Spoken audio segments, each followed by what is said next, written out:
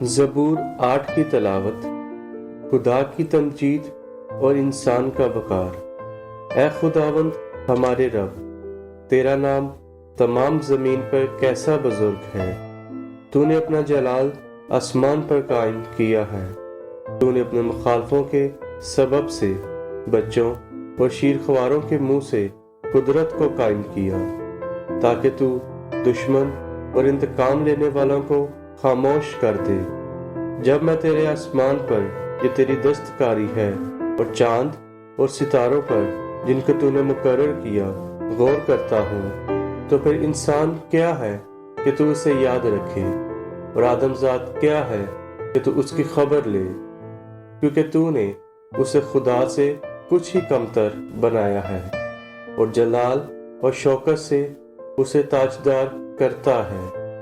تو نے اسے اپنی دستکاری پر تسلط بخشا ہے۔